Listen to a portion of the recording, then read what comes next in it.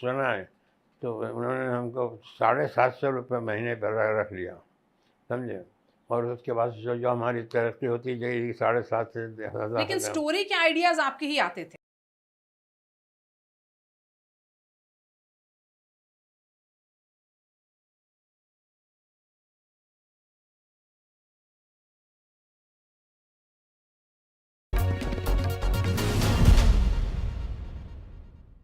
जावेद साहब और आपकी जोड़ी जो आइकॉनिक जोड़ी मानी जाती है, उसका ख्याल किसको आया था? उसका ख्याल ये आया कि हम साथ में काम कर रहे थे। हाँ। और यहाँ सिप्पी फिल्म्स के अंदर एक स्टोरी डिपार्टमेंट में बनाया था उन्होंने, या अपना रमेश सिप्पी ने। तो उसमें एक कमरा था कि एक फ्लैट था, उसमें एक कमरा था, वहाँ हम लोग बैठ के काम करते थे। तो सब अपने अपने आइडियाज़ लाते थे, सब अपने अपने वो लेके आते थे प्लॉट, और उस पर काम करते थे। तो उसमें मैं और जावेद साहब ने कहा कि वहाँ चलते हैं, नौकरी ढूंढते हैं, इसलिए काम वाम तो था नहीं। तो वी वेंट देयर।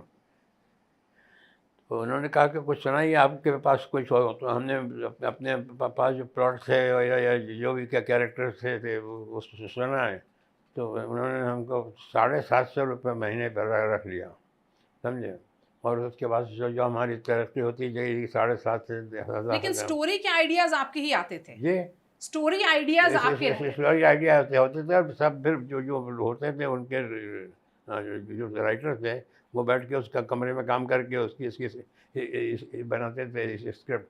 उस ज़माने में वो पिक्चर वाली अंदाज, हाँ, जिसमें राजेश खन्ना था, जिंदगी एक सफ़र है सुहाना, ब्लॉकबस्टर फिल्म, सुपर हिट गाना था वो था। और उस ज़माने में बनी है सीता और गीता बनी है। हाँ, उस ज़माने में ये ऑफिस में जो जो बनी थी स्क्रिप्ट उनमें से ही है।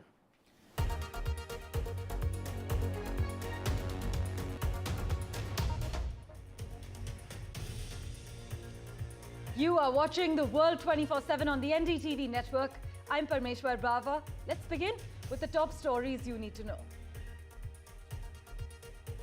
Ajit Doval is in Beijing for India-China special representative talks.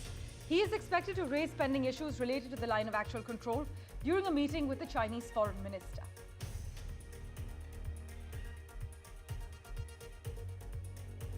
US and Israeli officials have been expressing growing optimism that negotiations brokered by Egypt and Qatar could produce a deal by the end of the month. However, uncertainty surrounded Netanyahu's whereabouts after sources briefed on talks about the ceasefire said he was traveling to Cairo, but his office said he was on the northern border with Syria.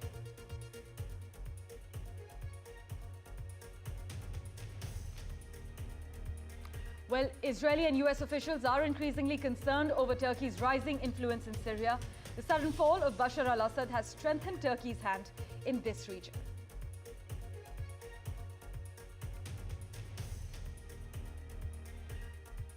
In a significant diplomatic development, Iranian President Masoud Pezeshkian is set to attend a major summit of leading Muslim nations in Egypt this Thursday. This actually marks the first visit by an Iranian president to Egypt in over a decade.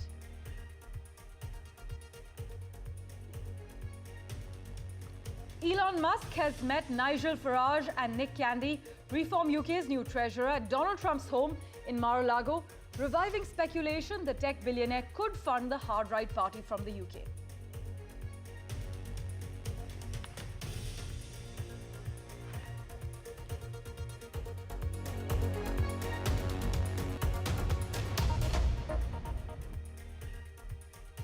Well, our big focus, Ajit Doval is in Beijing for India-China special representative talks.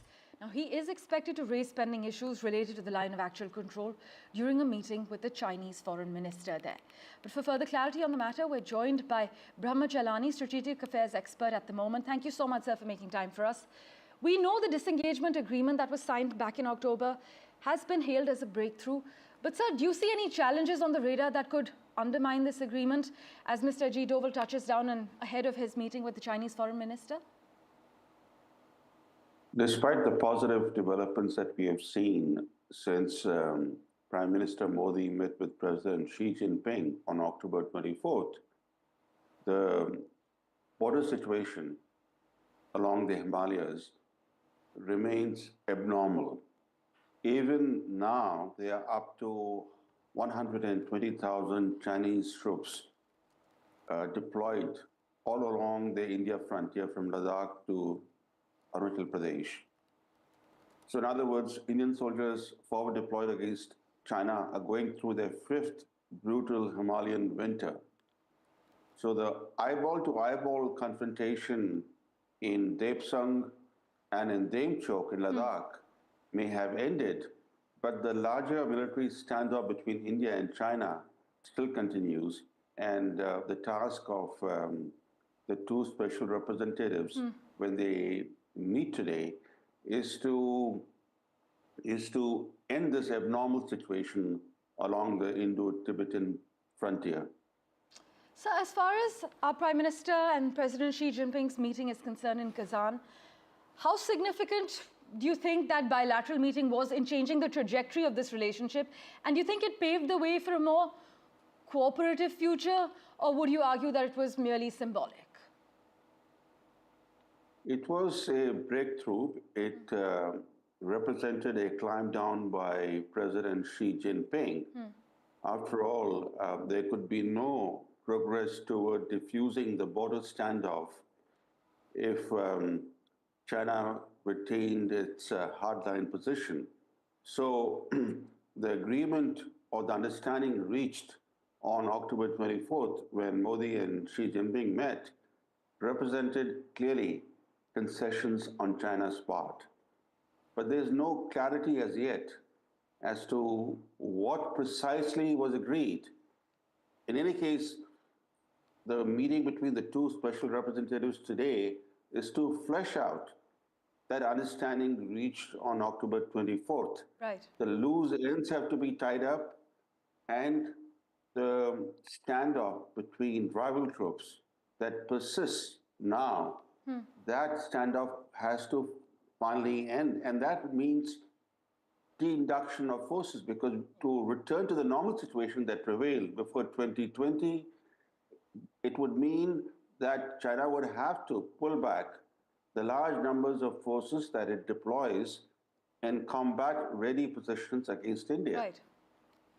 Well, in the past also, sir, both India and China have relied on military confidence building measures to manage tensions, but how feasible would you say it is to implement such measures in the current climate, especially with rising nationalism, as well as strategic competition in both countries?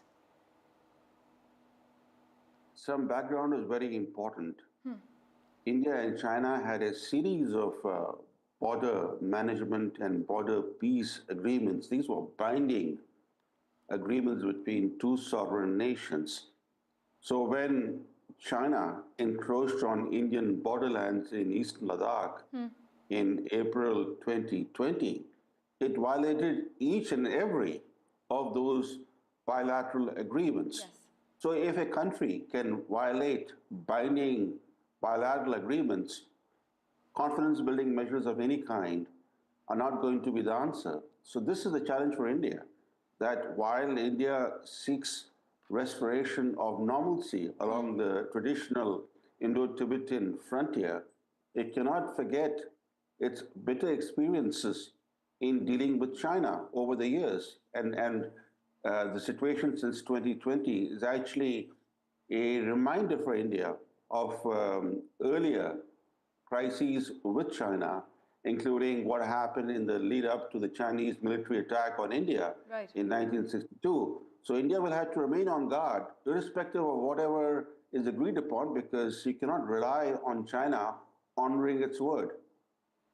As always, sir, thank you so much for joining us with your insight. We will, of course, revert you for regular updates as and how the day progresses with Mr. Doval's meeting. But as Ajit Doval reached Beijing for talks between the special representatives of the two countries, China said it is ready to work with India to deliver on important common understandings that are reached between our two leaders and enhance mutual trust and mutual confidence. Listen in to China's reaction. 方愿同印方一道，落实好两国领导人重要共识，相互尊重彼此的核心利益和重大关切，通过对话沟通增进互信，秉持诚意、诚信，妥处分歧，推动两国关系早日重回稳定健康的发展轨道。 My colleague Mohammad Ghazali has been tracking all the finer details for us. He joins us live at the moment. Ghazali, the Chinese Foreign Ministry statements, though, have not made any reference to the military standoff along the LAC in eastern Ladakh, but focused on important common understandings and honoring commitments? Yeah, because this entire meeting which is going to take place between Mr. Doval and the Foreign Minister of China will not just talk about the border dispute, though that would be the center of this entire discussion. Right. But as per the sources, there would be other issues which will also come up for discussion. Like there will be a discussion over connectivity issue, Mansarovar Yatra. There will be talks about trade issue, investment issue, because what we have seen in the last 6 months or so, say in the last 3 months since the BRICS summit on the sidelines of which the Prime Minister, Mr. Modi and Xi Jinping, the Chinese president, had the first bilateral talks in the last 5 years. And since then, this is the in the last 5 years, first time we are going to have this first special representatives meeting. This just shows the kind of development we have seen, or the diplomatic standoff which continued for the last 5 years. Now there is a breakthrough that India and Chinese officials, they are after Foreign Minister Dr. Jaishankar, Prime Minister Mr. Modi, his counterparts in China, and now the special representative Mr. Doval and the Foreign Minister of China are going to sit down for a discussion, shows that somewhere both the parties are looking for a resolution. And that is why back channel talks went on for the last 5 years. That is why we have reached such a point now. And from here onwards, both the countries are showing a kind of intent that is that the dispute between India and China should now move beyond that entire border dispute. And that is why this is happening. Though the hawks just say that we have to be very cautious with China, its commitments, or whatever the border dispute is there. But this certainly shows a positive intent from both sides. And in this meeting, it will not just talk about the border dispute, but there will be talks about trade and investment. There will be talks about connectivity issue between India and China, about the pilgrims who go for the Mansarovar Yatra. And these issues will also come up. So we are expecting that after this meeting, perhaps a statement will be issued from both the foreign ministries from India and China, and we'll hear more about talks rather than just about the border dispute or resolving the border dispute. As always, Ghazali, thanks so much for joining us with that detailed update. Meanwhile, Israeli Prime Minister Benjamin Netanyahu has announced that Israeli forces will remain in a buffer zone along the Syrian border, which was seized after the ousting of Syrian President Bashar Assad. Netanyahu has emphasized that Israeli troops will stay there until a new arrangement is made that guarantees Israel's security. In fact, speaking from Mount Hermon, which is actually located inside Syria, about 10 kilometers from the Israel-held Golan Heights, Mr. Netanyahu highlighted the strategic importance of the area. Now, this actually marks a historic moment, as it appears to be the first time that a sitting Israeli leader has visited this far into Syria. In fact, the Israeli Prime Minister also noted that he had stood on the same mountaintop 53 years ago as a soldier, but the area's significance to Israel's security has only grown in light of recent events. Meanwhile, Russia's parliament passed a new law that could have significant diplomatic implications. This law allows courts to suspend bans on groups designated by Moscow as terrorist organizations, potentially paving the way for Russia to normalize relations with Afghan Taliban and possibly with Syria's new leadership. Currently, no country officially recognizes the Taliban government in Afghanistan, which actually took control back in 2021 in August, following the US's chaotic withdrawal after 2 decades of conflict. This law, though, enables suspension of bans on groups labeled as terrorists.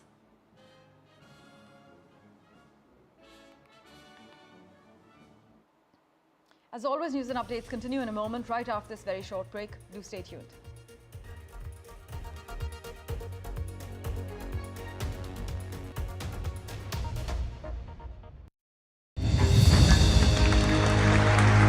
I now request the Honorable Prime Minister to launch NDTV World and address the summit.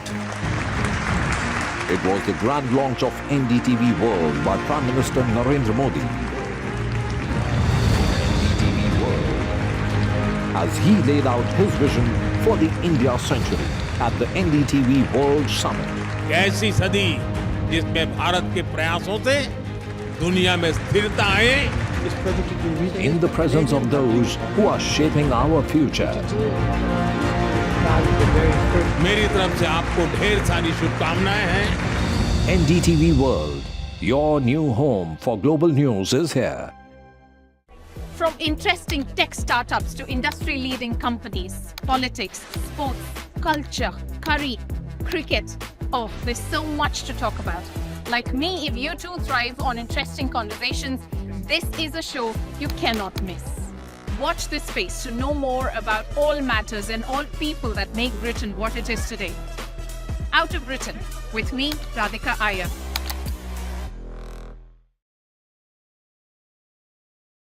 In today's interconnected world, India's voice is more crucial than ever. When India speaks, the world listens. At NDTV World, we are that voice, bringing you intelligent and insightful news from India and beyond. From geopolitics and diplomacy to economic shifts, migrations, tech disruptions, and the stories of our diaspora. We cover the news that shapes our global future. NDTV World, your new home for global news is here.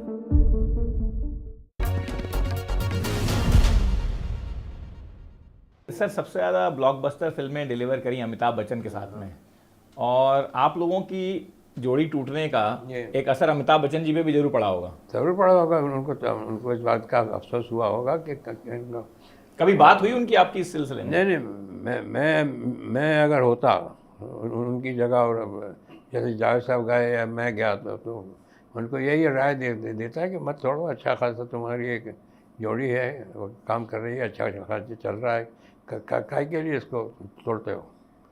तो मैं होता तो ये करता। तो फिर आप उनकी बात सुन लेते और उसका फिर जोड़ी वापस आ जाती?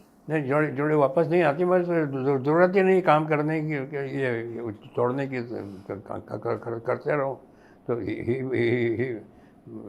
अगर मैं होता तो ये राय देता, पता नहीं उन्होंने क्या राय दी है वो। पर आपकी बात हुई कभी उनसे इस सिलसिले में? नहीं, बात तो होती रहती है, मुलाकात हो जाती है तो। मगर वैसे वो ज़्यादा सख्ती से बात करते भी नहीं हैं, अपने में रहने वाले, अपने वो ज़्यादा किसी के करीब आते नहीं है, वो अपने में ही रहने वाले रिजर्व आदमी है। और बाकी जो इंडस्ट्री थी, जब आप लोग हटे, आप लोगों की जोड़ी हटी, तो बाकी इंडस्ट्री का क्या रिएक्शन था उस समय? उसके बाद कुछ लोग तो खुश होते हैं कि अच्छा हुआ, कुछ लोगों को तकलीफ होती है, अलग अलग लोगों के व्यूज़ होते हैं, अलग अलग लोगों के साथ। तो पर आपने उसके बाद लोगों को बदलते हुए देखा? आप अपना अलग जब काम लेके जाते थे, अकेले जब काम लेके जाते थे, तो उसकी रिसेप्शन किसी अलग तरह? नहीं, वो तो होता था, डेफिनेटली था वो पीपल वर चेंज्ड। आप जो नाम का जो वैल्यू जो था, ब्रांड की जो वैल्यू थी। हाँ, अभी अगर आप कोई कहे दादाजी, तो कौन सा दादाजी धाकजी से बन जाता है। महेंद्र, कौन महेंद्र एंड महेंद्र। हाँ, तो वो नाम के पैसे मिलते थे। अभी भी अगर वो वापस आएगा नाम के सलीम जावेद, तो उसका वैल्यू होगा, डेफिनेटली होगा। तो क्यों नहीं एक फिल्म बना ली जाए?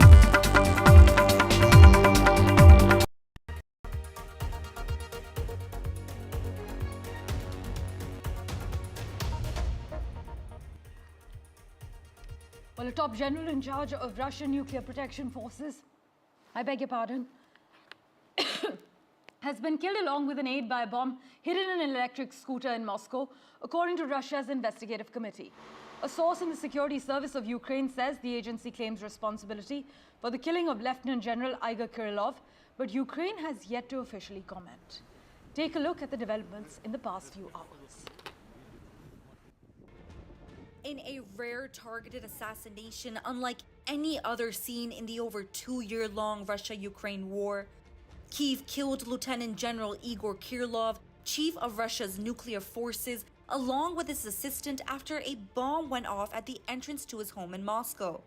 One of the most senior Russian military officers to be killed in the conflict, Igor was accused of using chemical weapons and was sanctioned by several countries, including the UK and Canada. Often referred to as one of the most significant mouthpieces of the Russian propaganda machinery, Igor was the most prominent face to publicly accuse Kyiv of plotting to use chemical weapons and develop a nuclear dirty bomb. Igor was murdered a day after Ukrainian state persecutors were reported to have charged him in absentia with the alleged use of banned chemical weapons. The Russian nuclear chief was also hit with UK sanctions in October this year for the deployment of barbaric chemical weapons in Ukraine, including the toxic choking agent chloropicrin. Reacting to his assassination, UK Prime Minister Keir Starmer reiterated his commitment to support Ukraine. Are you comfortable with the assassination, though? Well, as I say, we must stand with Ukraine. I think that's a developing situation, but this morning's discussion was very clear about the strategic need for NATO to stand as we do with Ukraine in this critical period. A major hit to Putin that could further weaken morale within Russian troops. Kyiv's latest targeted assassination is likely to open up a new phase in the conflict as fighting escalates in the long grinding war. The Kremlin has vowed to take revenge for Igor's murder, leaving Ukraine's military and political leadership in imminent threat of retaliation. All eyes will be on the Russian president to see how he responds to this significant hit to the Russian establishment. With Disha Bakchi, Bureau Report, NDTV World. Well, the other big story we're tracking, the Philippines has ratified a new defense pact with Japan that would allow each country's military to deploy on each other's soil amid increased regional tensions with China.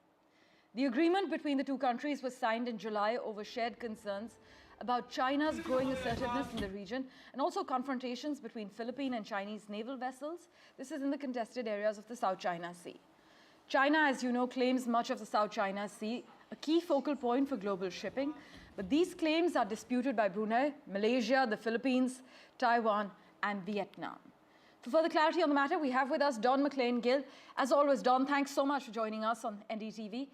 In terms of mutual benefit, Don, both the Philippines and Japan, we know, are facing security challenges in the region.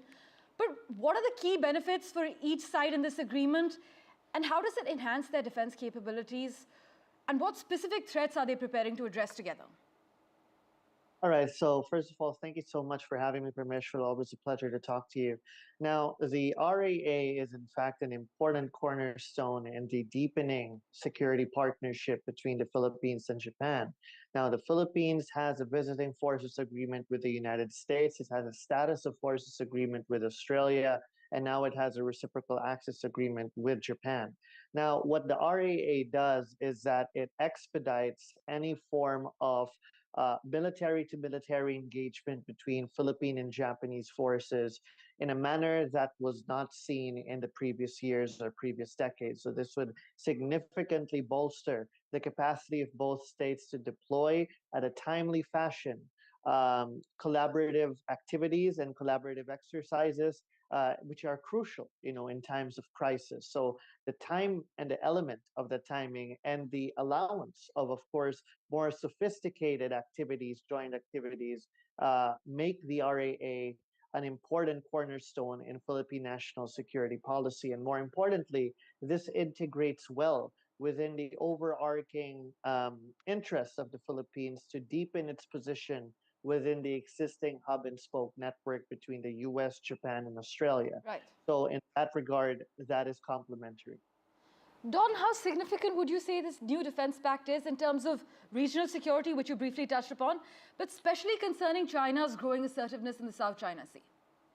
Well, the Philippines and Japan are in fact at the receiving end of Chinese expansionism and belligerence. The Philippines and Japan are two critical areas of the first island chain to which China seeks to project power in. And this is, of course, with the purpose of disrupting the security architecture there. So with the Philippines and Japan enhancing cooperation based on shared threats and threat perceptions, but also common regional interests and goals. This is important because China has always pursued unilateralism in the Western Pacific. It has gained considerably without the overt use of military force through salami slicing. The divide and conquer approach is in fact very important in China's power projection. So if we have the Philippines and Japan, two important players in the first island chain, coordinate and consolidate effort, that would make it more difficult for Beijing to penetrate. As always, Don, thanks so much for sharing your insights and joining us on NDTV. Thank you, Parmeshwar. Well, let's turn our attention now to the United States. Luigi Mangione, accused of killing United Healthcare CEO Brian Thompson, has been indicted for murder. This is in Manhattan. Mangione faces 11 charges, including first-degree murder and a murder as an act of terrorism. The indictment alleges that he killed Thompson to influence the policy of a unit of government by intimidation or coercion.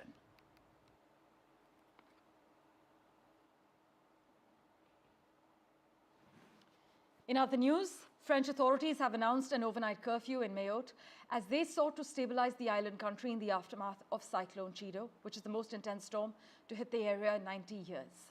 The French military has said it is sending 4 to 5 planes a day. This has up to 50 tons of assistance, including food, water, as well as medicine.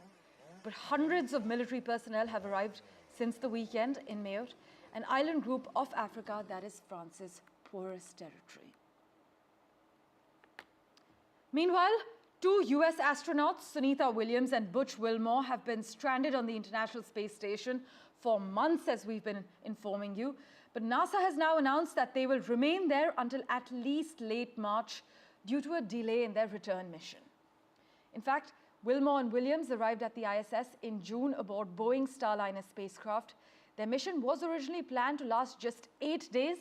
However, problems with the Starliner's propulsion system forced NASA to change the plan, and they are now expected back to touch down on planet Earth in about 3 months. As always, thank you so much for investing your time in watching this edition of The World 24/7. We'll keep tracking the latest updates for you. Do stay tuned.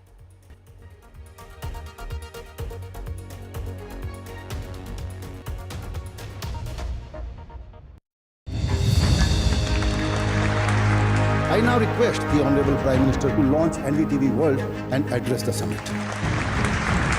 It was the grand launch of NDTV World by Prime Minister Narendra Modi.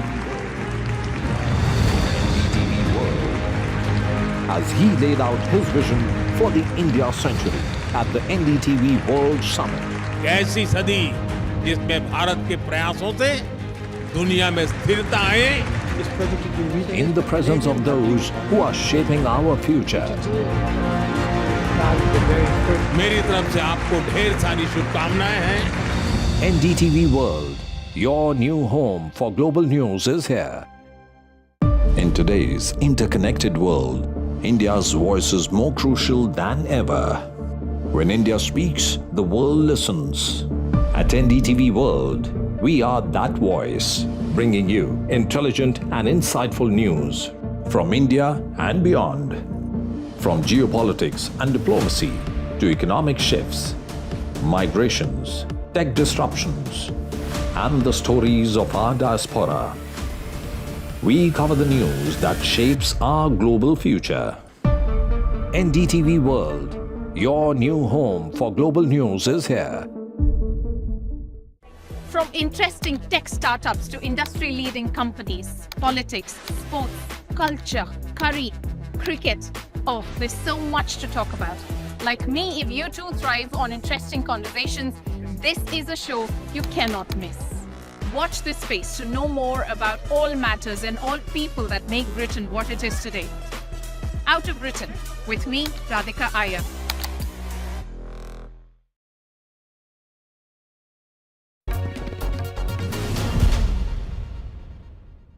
अपने talent के दम पे तमाम दरवाजे खोले। किसी बड़े बाप की औलाद नहीं था वो आदमी, उसकी सक्सेस से तो तमाम लोगों को जो इंस्पिरेशन मिलती है वो नेक्स्ट लेवल है। सर वो तो है, लेकिन उसके साथ साथ रुकावट तो बहुत थी, क्योंकि ये लड़का जिस रफ्तार से आगे जा रहा था, बहुत तो रुकावट तो आएगी।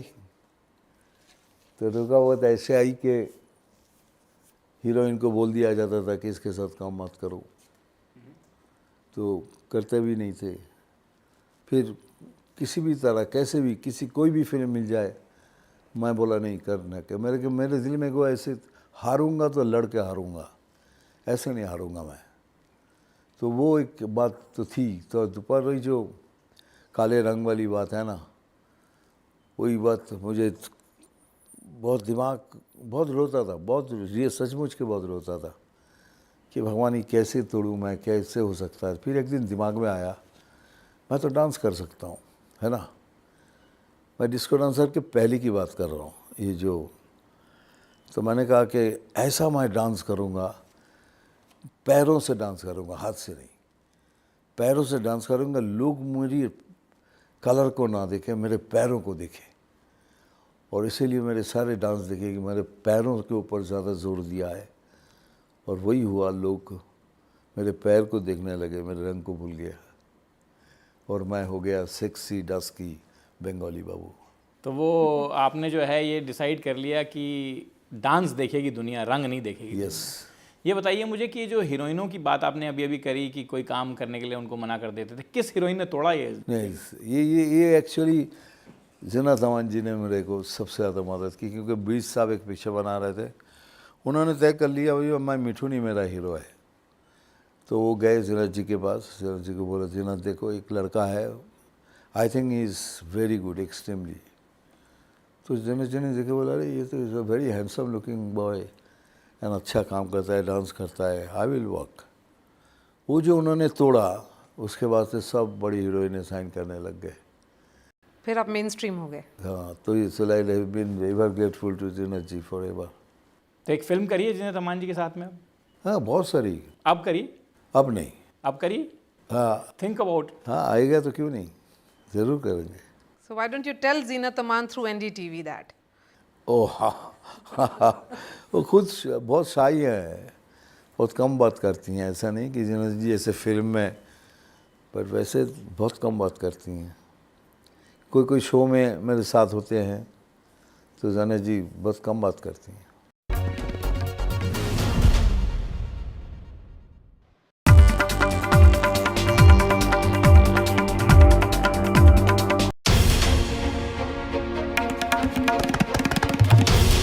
This is NDTV, and you're watching NDTV 24/7.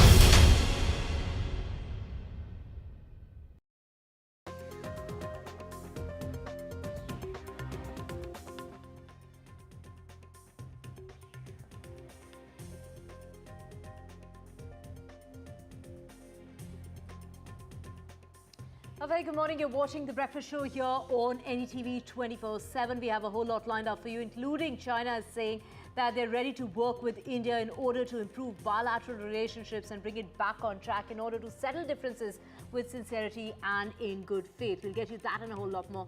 First, let's get you the headlines. In the winter session, a showdown as far as the One Nation, One Poll is concerned.